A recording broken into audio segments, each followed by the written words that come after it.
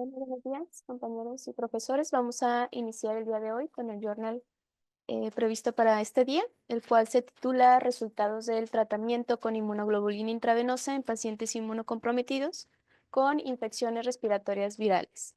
Doy las gracias por la asesoría a mi profesor asesor, el doctor José Ignacio Canseco Villarreal, por la realización de esta presentación. Yo soy la doctora Marcela Hidalgo Villalobos Ordaz, residente del primer año de Alergia e Inmunología Clínica. La revista y artículo donde se publicó fue en Annals of Allergy, Asthma and Immunology con un factor de impacto del 5.3. Se deja aquí en la presentación el DOI para la descarga de este artículo. El autor, el doctor Eric Mougames, el cual pues es catedrático del Departamento de Medicina de Johns Hopkins School of Medicine en Baltimore, Maryland, que fue donde también se realizó este artículo, este estudio. Y bueno, este estudio es un poco pues pequeño, pero no menos importante. Vamos a comenzar con la introducción. Aquí las infecciones virales del tracto respiratorio suelen ser autolimitadas en pacientes que son inmunocompetentes, ¿verdad? Que pueden o que tienen el sistema inmunitario adecuado para tratar de combatir estas infecciones.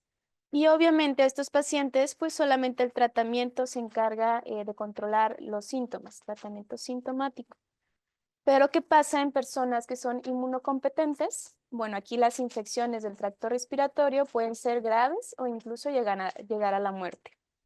Por ejemplo, aquellos con neoplasias hematológicas o que reciben medicamentos inmunosupresores, pues estos pacientes son más vulnerables a infectarse con este tipo de infecciones, incluso ser infecciones pues graves y mortales. No existen modalidades terapéuticas efectivas aún conocidas para estos pacientes con infecciones agudas y con una pues, gravedad importante, excepto pues el darles oseltamivir en aquellos que sí se diagnostiquen con virus de la influenza. Aquí es donde entra la importancia de la inmunoglobulina intravenosa. Esta es la preparación terapéutica pues derivada de la mezcla de inmunoglobulina G policlonar humana y tiene dos funciones principales. Una es para pacientes con inmunodeficiencias primarias y secundarias y otra como función de inmunomodulador en pacientes obviamente que tienen ciertas enfermedades inflamatorias y autoinmunes. Son dos grupos diferentes. Y este tratamiento pues se aprobó por la FDA para pacientes que tienen inmunodeficiencias humorales primarias, prevención de infecciones también en pacientes que además tienen una hipogamaglobulinemia y para tratar de prevenir infecciones y neumonitis en pacientes también con trasplantes de médula ósea o incluso otro tipo de trasplantes. Ahora bien, a excepción de los pacientes que tienen COVID-19 o que tuvieron, el papel de la inmunoglobulina intravenosa en pacientes con infecciones virales graves solo se aprobó en ciertos informes de casos, en algunas cohortes pequeñas y también que no estaban controladas. Algunos estudios pequeños se centraron en los efectos de tener tratamiento combinado, es decir, con inmunoglobulina intravenosa y ribavirina, por ejemplo, y para el tratamiento de infecciones por el virus de sincitial respiratorio en pacientes trasplantados. También el uso de inmunoglobulina en tratamiento con metaneumovirus en pacientes que tenían alguna malignidad hematológica o combinar también ribavirina con la inmunoglobulina intravenosa en pacientes trasplantados de pulmón que además se infectaron con metaneumovirus. Estos estudios pues se centraron en un solo virus, en una forma de inmunodeficiencia y también pues a menudo carecían de un grupo control pues sano. Por lo tanto, este estudio es un estudio retrospectivo. Se hizo revisión únicamente de historias clínicas por medio del historial clínico y el objetivo pues resultó evaluar los resultados clínicos y las implicaciones económicas que tienen el recibir tratamiento con inmunoglobulina intravenosa en una cohorte de pacientes inmunocomprometidos que estaban hospitalizados y que además tenían pues infecciones respiratorias agudas pero no relacionadas con COVID-19.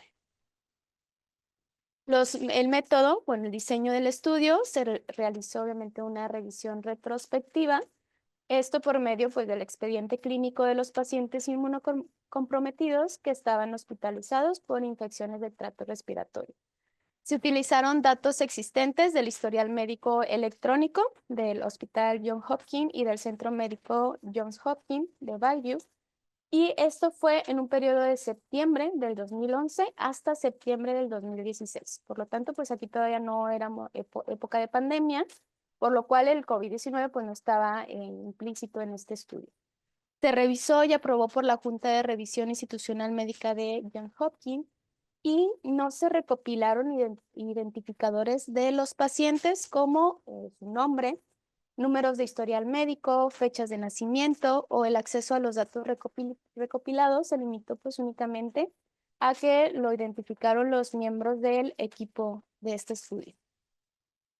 Para la selección de la corte, aquí la corte de pacientes incluyó a pacientes inmunosuprimidos hospitalizados por infecciones del tracto respiratorio, y esto se identificó mediante algunos códigos. Estos códigos eran sobre la clasificación internacional de enfermedades, la 9ª y 10ª revisión, y pues obviamente nada más se identificaban ciertas enfermedades, pero ya cada enfermedad, cada patología tenía su código. ¿De acuerdo? Aquí se incluyeron en el estudio, sí figuraban como diagnósticos principales al alta en el historial médico electrónico. En la selección de la corte también solo se incluyeron pacientes que tuvieran una infección viral sí confirmada, pero aquí una de las fortalezas del estudio fue que sí fueron confirmadas por medio de reacción en cadena de polimerasa. Eso fue un punto a favor del estudio. Y estas se realizaron pues en hisopado nasofaringeo o en lavado broncoalveolar. Igual, este tipo de infecciones se catalogaban por un código ya en específico de la 9ª y la 10ª clasificación, y pues se identificaron virus sincitial respiratorio, metaneumovirus, parainfluenza y rinovirus específicamente. ¿Cuáles eran los datos de inclusión y exclusión?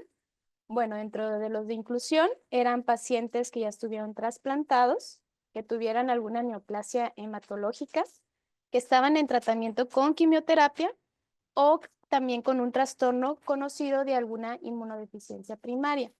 Los criterios de exclusión: infección por influenza, pacientes que recibían terapia de manera regular con la inmunoglobulina intravenosa o bien subcutánea, y también aquellos pacientes que recibían terapia pero de reemplazo con inmunoglobulina para el tratamiento pues, de ciertas enfermedades y con diferentes tipos de infecciones respiratorias. Pacientes también con diagnóstico de VIH y registros clínicos pues con datos que no estuvieran completos para su valoración. Esos fueron los datos de exclusión. La identificación del grupo de tratamiento: aquí se recopilaron datos sobre las características demográficas de los pacientes, sus antecedentes médicos que fueran relevantes para el estudio, el uso de la inmunoglobulina intravenosa y el momento de su administración a partir de del historial médico electrónico. Los pacientes que recibieron inmunoglobulina intravenosa en cualquier momento durante toda su hospitalización, estos se seleccionaron o se catalogaron como el grupo de tratamiento, y aquellos que no la recibieron, pues como grupo control solamente. Aquí, para realizar un análisis secundario, los pacientes que recibieron inmunoglobulina intravenosa dentro de las primeras 48 horas de su hospitalización se seleccionaron también dentro del grupo de tratamiento, pero como un análisis secundario. En cuanto a los resultados, bueno, los resultados primarios incluyeron: uno, la duración total de la estancia hospitalaria, que se definió como el número de días desde la fecha de admisión hasta que se dio de alta el paciente. Y también la duración de la estancia, pero esta en unidad de cuidados intensivos.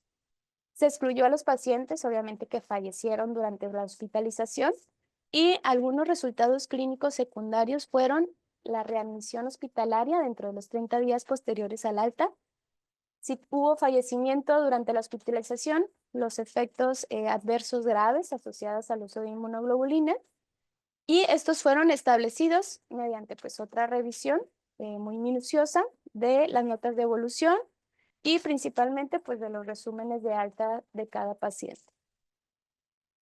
Para el análisis estadístico, aquí pues ya vimos que era un estudio retrospectivo, observacional, y existía sí la posibilidad de confusión por indicación, lo que significaría que los pacientes más graves eran obviamente más propensos a que ellos sí recibieran la inmunoglobulina intravenosa, como también más propensos a tener pues peores resultados por la gravedad que tenían. Por esta razón, sí se tuvieron que hacer algunas correcciones estadísticas, como utilizar el pesaje por probabilidad inversa de tratamiento. Es pues un método estadístico que me trata de simular de manera efectiva la aleatorización del tratamiento, o sea, aleatorizar a toda mi población. Y bueno, primero, número 1, se predijo la probabilidad de recibir tratamiento, pero en un modelo de regresión logística, al utilizar una puntuación de propensidad. ¿Qué quiere decir? De probabilidad, al tomar en cuenta pues todas las variables que se estaban incluyendo en el estudio. Luego, ya que esto se quedó pues delimitado, se utilizó el inverso de esta puntuación de propensidad, de probabilidad, para cada observación como un peso dentro de los modelos de regresión posterior para cada resultado. Esta metodología pues sirvió para equilibrar de manera uniforme las covariables basales, debido a que pues los pacientes con una mayor probabilidad de recibir el tratamiento pues tenían un mayor peso dentro de los modelos de regresión que ya habíamos comentado. Ahora bien, los pesos de la puntuación de probabilidad se generaron al utilizar, pues, obviamente modelos de regresión logística, esto con el tratamiento de la inmunoglobulina intravenosa como resultado, y las siguientes, pues, covariables, o sea, nuevas variables, que sería la edad, el sexo, el estado del trasplante, el soporte respiratorio basal, si el paciente tenía oxígeno suplementario o algún uso de ventilación mecánica, si tenía otros medicamentos antivirales agregados, el organismo vital, la tipo de inmunodeficiencia que tenía, primaria o secundaria, e incluso índice de comorbilidades. Aquí incluían pues aquellos pacientes que además tenían hipertensión, diabetes, enfermedades cardíacas, enfermedades renales e incluso del tracto urinario. Aquí se evaluó el efecto del tratamiento con la inmunoglobulina intravenosa con respecto a cada uno de los resultados al utilizar pues, la serie de análisis de regresión múltiple y con el pesaje de probabilidad inversa del tratamiento. Se utilizaron modelos de Poisson para explorar la duración de la estancia hospitalaria y la duración de la estancia en unidad de cuidados intensivos. Se empleó nuevamente la regresión logística para evaluar los resultados de muerte y aquellos que tuvieron alguna readmisión hospitalaria, y cada modelo pues se controló las diferentes variables. Ya habíamos comentado la edad, sexo, el estado de trasplante, soporte respiratorio basal, medicamentos antivirales, el organismo viral ya identificado, el tipo de inmunodeficiencia y el índice de comorbilidad. Se realizó el análisis para el subgrupo de aquellos que recibieron la inmunoglobulina, pero dentro de las primeras 48 horas también. Y las diferencias se evaluaron al utilizar pues, diferentes modelos de regresión logística, también el modelo de Poisson, y también se utilizó pruebas de chi cuadrada. Esto para variables categóricas y la prueba de test-student para variables continuas. Pasando a los resultados. Bueno, ¿cuáles eran las características de los pacientes? Se incluyeron pacientes inmunocomprometidos, ya lo comentamos, que estuvieran hospitalizados con una infección del tracto respiratorio. Se incluyeron 270, de los cuales 50.4 eran mujeres, con una edad promedio de 40.6 años. De los 270 de toda la población, 73% eran pacientes trasplantados, la mayoría eran trasplante pulmonar con un 26%, trasplante de médula ósea un 22% y renal 8.9%. ¿De acuerdo? El 31.8% de los pacientes tenían también una neoplasia hematológica, solamente el 3% tenían un tumor sólido y el 2% tenían sí una inmunodeficiencia primaria. La etiología más prevalente pues, fue el rinovirus, casi la mitad de los casos, el virus sincitial respiratorio con un 26%, para influenza tipo 1A4 un 11% y metaneumovirus un 10.7%. ¿De acuerdo? De los 270 de mi población general, solamente el 35.6 fueron los que recibieron la inmunoglobulina. El resto pues no la recibieron, ¿de acuerdo? Y en cuanto a qué dosis se administró de inmunoglobulina, tal cual el artículo no indica a quién sí y a quién no se le dio cierta cantidad de dosis, o sea, el por qué. Pero aquí la dosis administrada varió desde los 200 miligramos por kilo hasta los 1833 miligramos por kilo, por una dosis media de 514. Vemos de 400 a 599 miligramos kilo, pues fue la mayoría de los pacientes con 75. Y si nos fijamos en esta gráfica, pues el total me da un 94, ¿verdad? Faltaron ahí 3 pacientes. Estos 3 pacientes se desconocía cuál era la dosis administrada, por lo tanto, pues no se agregaron. Quedaron 94 de los 97 que sí habían recibido inmunoglobulina y el 88% pues recibió entre 1 a 3 dosis. Ahora, la estancia hospitalaria media tuvo una duración así en general de 9.6 días.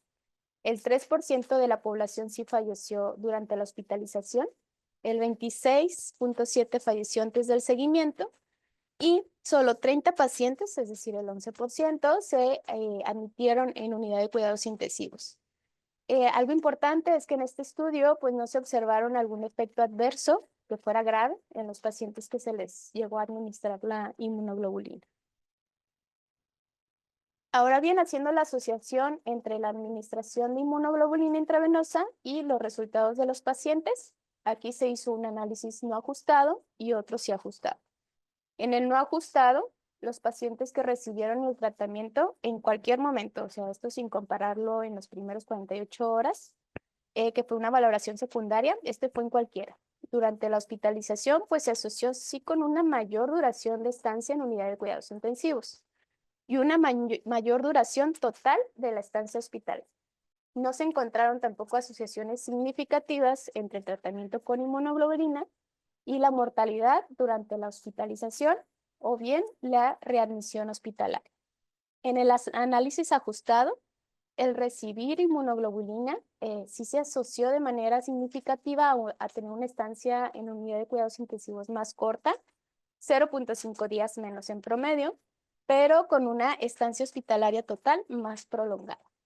Tampoco se encontraron asociaciones entre el uso de la inmunoglobulina y la readmisión hospitalaria.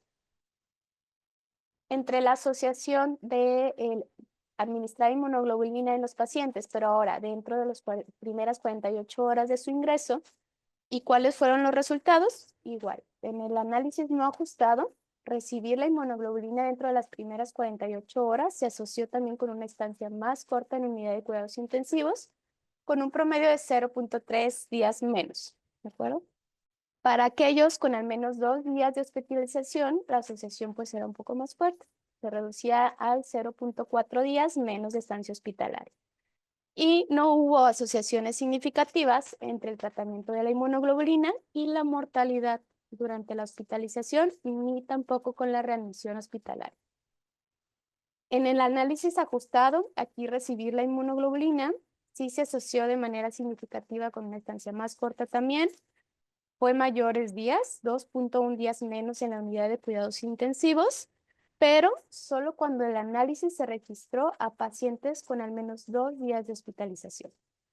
No se encontraron tampoco nuevas asociaciones entre la inmunoglobulina intravenosa y la readmisión hospitalaria, ya siendo el análisis ajustado, y hubo un número insuficiente de observaciones para establecer asociaciones entre la inmunoglobulina y la mortalidad durante la hospitalización de los pacientes.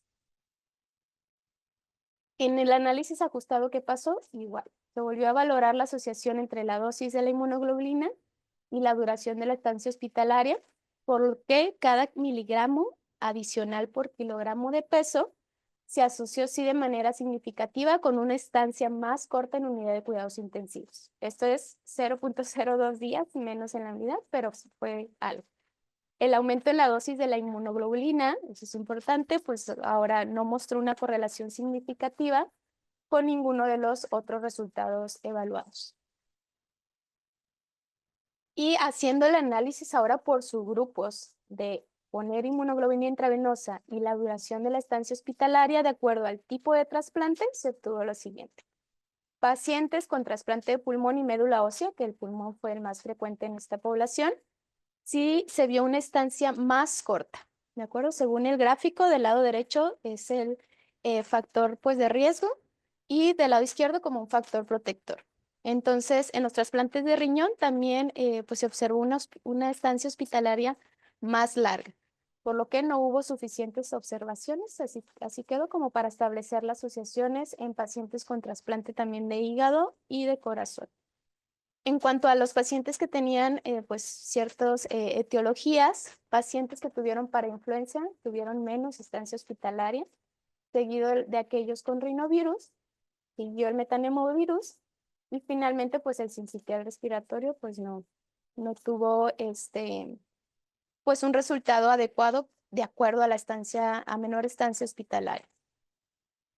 Pasando a la discusión de este artículo, bueno, este estudio es uno de los primeros y también uno de los más grandes en evaluar el efecto del uso de la inmunoglobulina en el contexto de tener pacientes inmunocomprometidos con infecciones virales agudas, ¿verdad? Pacientes graves. Un grupo identificado, pues, que son pacientes de alto riesgo por los efectos perjudiciales de su inmunosupresión y que además pues, tienen ahí infecciones virales agregadas. Este estudio se llevó a cabo antes de la pandemia, 2011-2016, por lo tanto, pues, valoró solamente distintos virus a SARS-CoV-2. Ahora bien, pues los pacientes inmunocomprometidos tienen sí un mayor riesgo de desarrollar enfermedades graves como resultado de las infecciones del tracto respiratorio, por lo tanto, tasas más altas de mortalidad y morbilidad. Y bueno, aquí la Sociedad Americana de Trasplantes incluyó ya algunas guías para los periodos que son pre y post trasplantes, de acuerdo a la infección que tenga el paciente por virus de ARN. Y sí han mencionado que el administrarles la inmunoglobulina puede ser pues una terapia alternativa, aunque no se ha recomendado de forma oficial. Solamente está pues descrita todavía en estudio. Los informes de casos y las series de casos que se han trabajado pues sugieren sí que la terapia con inmunoglobulina podría ser efectiva sola o bien combinarla con algunos otros agentes antivirales. Sin embargo, el número de pacientes en estos estudios pues todavía es reducido. Ahora bien, pues el mecanismo presuntivo de la inmunoglobulina intravenosa en las infecciones del tracto respiratorio, ¿cómo es que se realiza? Pues a través de la neutralización de los antígenos por medio de la unión de la región FAP, que es la región que está pues en contacto con el antígeno de la inmunoglobulina G.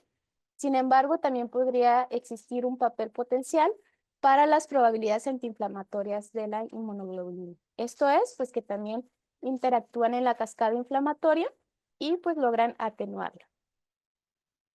La inmunoglobulina intravenosa puede modular el sistema inmunológico a través de linfocitos T, linfocitos B y macrófagos. Esto permite interferir tanto en la producción de los anticuerpos, también en la activación de la cascada de complemento y también en la alteración de la red de las citocinas. O sea, funciona o más bien su actividad está a diferentes niveles. Aquí los mecanismos mediante los cuales la inmunoglobulina modula la respuesta inmune incluyen el bloqueo de los receptores Fc, reducción de monocitos sanguíneos proinflamatorios y supresión de la producción de citocinas, como lo vemos en la imagen. En este estudio, aunque no se llegaron a encontrar diferencias significativas entre la duración de la estancia hospitalaria o la administración de la inmunoglobulina, en el análisis principal se notó que sí el impacto de administrar de forma temprana la inmunoglobulina pues era significativo. Aquí los pacientes que recibieron inmunoglobulina dentro de las primeras 48 horas sí se asoció que tuvieran una estancia más corta en unidad de cuidados intensivos o bien incluso en hospitalización general, en comparación de aquellos que no la recibieron. Esto se observó no solo en esta investigación, ya se ha observado en otras investigaciones e incluso se señaló que la administración de inmunomoduladores, como también los corticosteroides en etapas iniciales, pues pueden ayudarnos a ralentizar la progresión de estas infecciones. La administración temprana de inmunomoduladores también podría reducir la cascada inflamatoria de manera precoz al disminuir también el síndrome de dificultad respiratoria aguda, que es la principal complicación en estos pacientes. Y esto pues me llevaría a tener a un paciente menos días con ventilación mecánica, con algún otro aporte respiratorio, una estancia más corta en unidad de cuidados intensivos y pues también en general en la estancia hospitalaria en piso general. Por lo tanto, pues estos resultados sí están respaldados también por otros dos estudios. Igual fueron estudios retrospectivos que reportaron una duración, una duplicación en la duración de la estancia en unidad de cuidados intensivos, haciendo la comparación. En aquellos que se pusieron inmunoglobulinas más allá de 24 horas desde el inicio de la sepsis grave o catalogados como choque séptico, y aquellos que recibieron la inmunoglobulina dentro de las primeras 24 horas. Estos estudios, pues, también sugieren que administrar la inmunoglobulina está asociada con una disminución, nuevamente, en la duración de estancia hospitalaria y de unidad de cuidados intensivos. Por lo tanto, pues muchos pacientes hospitalizados por una infección del tracto respiratorio que requieran soporte a nivel de unidad de cuidados intensivos, una ventilación mecánica, de forma probable, pues vayan a desarrollar un síndrome de dificultad respiratoria aguda, ¿verdad? Este mecanismo propuesto es debido a que se tiene una reacción inmunitaria inflamatoria que es exagerada y que es autogenerada, pues, por el proceso viral que tengan estos pacientes. El tratamiento en el síndrome de dificultad respiratoria sigue siendo aún controvertido, es un tratamiento también complicado según cómo vaya evolucionando el paciente. Y pues aquí sí se pudiera sugerir que el tratamiento con inmunomoduladores podría ser beneficioso para estas patologías. Como comentamos, pues el tipo más común de trasplante en esta población fue el trasplante de pulmón. Y en estos pacientes pues trasplantados de pulmón, pues sí son más vulnerables también a infecciones respiratorias. Esto por los factores anatómicos, hay alguna interrupción de la barrera física normal del pulmón, por lo cual facilita la entrada de estos patógenos. Y también estos pacientes tienen un aumento de aspiración, del riesgo de aspiración. Además, pues los regímenes de inmunosupresión utilizados después del tratamiento para prevenir el rechazo del trasplante puede llegar a debilitar las respuestas inmunitarias contra los virus. Otros estudios también evaluaron el papel de administrar inmunoglobulina, pero también agregar medicamentos antirretrovirales. Esto para prevenir la función, preservar la función pulmonar en pacientes con trasplante de pulmón. Y esto reveló que también pues esto se asocia con una estancia hospitalaria más corta.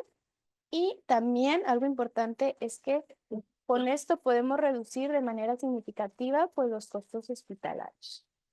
¿Cómo se pueden reducir los costos hospitalarios? Bueno, por ejemplo, en Estados Unidos es un aproximado. La estancia hospitalaria cuesta $2,600 y una estancia en unidad de cuidados intensivos alrededor de $5,500.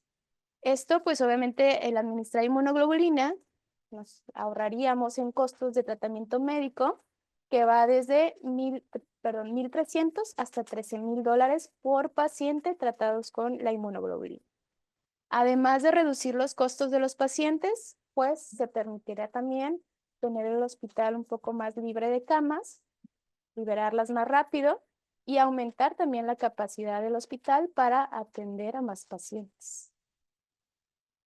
Las limitaciones de este estudio, como lo comentamos, pues es un estudio retrospectivo y tiene falta de aleatorización, por lo cual dificulta la posibilidad de establecer vínculos causales definitivos entre el uso de la inmunoglobulina y los resultados.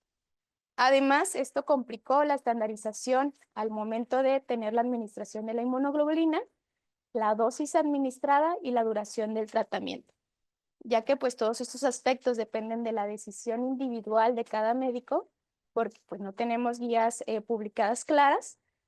Pues se hizo este tipo de limitación. 45% de los pacientes que recibieron inmunoglobulina eran pacientes trasplantados con pulmón. Solo 2 tenían trasplante renal y de ellos los 2 recibieron inmunoglobulina intravenoso. Y bueno, puede ser difícil extraer conclusiones sobre otros grupos de pacientes inmunocomprometidos. Las fortalezas de este estudio, bueno, todos los pacientes que se incluyeron en el estudio tenían sí una infección de tracto respiratorio, pero documentada. A estos pacientes se les hizo proteína C reactiva, eso fue pues un punto a favor, y también tenían pues imágenes de tórax. Ahora, pues gracias al número de casos en este estudio, se logró identificar asociaciones que sí fueran significativas entre la administración de inmunoglobulina en pacientes inmunocomprometidos y la duración de estancia hospitalaria.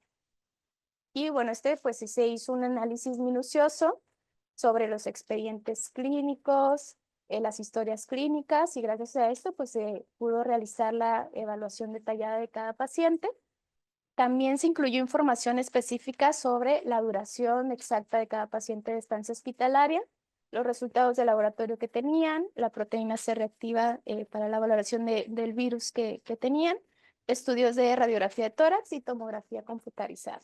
Esto pues proporcionó una representación más precisa de los fenotipos de los pacientes y esto se permitió clasificarlos.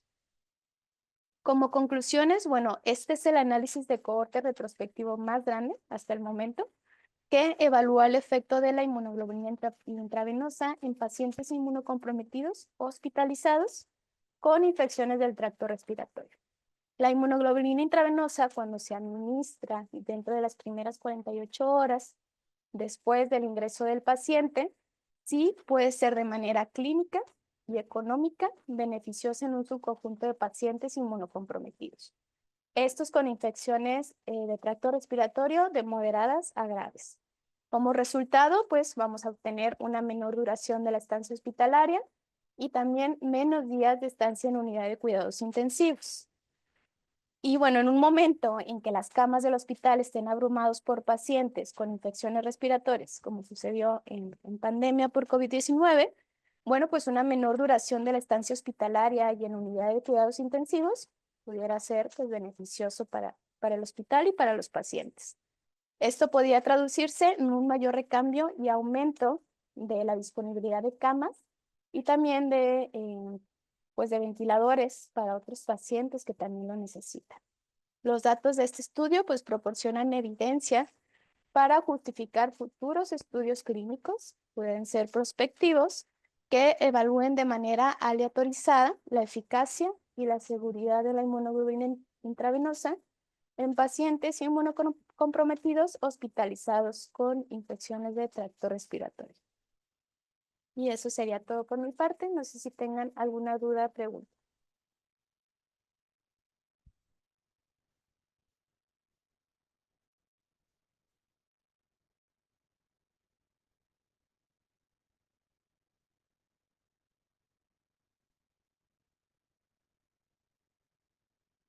Gracias, Marcela. Buenos días a todos. El auditor virtual también. Hoy no tenemos la pantalla para ver quiénes están conectados, pero recibirán un saludo cordial de parte de la doctora Sandra González Díaz. Les deseamos también un feliz año a todos ustedes. Este artículo me dejó con la boca abierta. Creo que el señor que lo hizo es el jefe de Invest del Hospital S. Hopkins. Se ve que es un apasionado de la investigación y de usar las herramientas en forma correcta. Me acordé de una frase que todos conocemos, el primum non nocere, primero no hacer daño. Y yo recuerdo que cuando estaba yo estudiando medicina, hace poquito,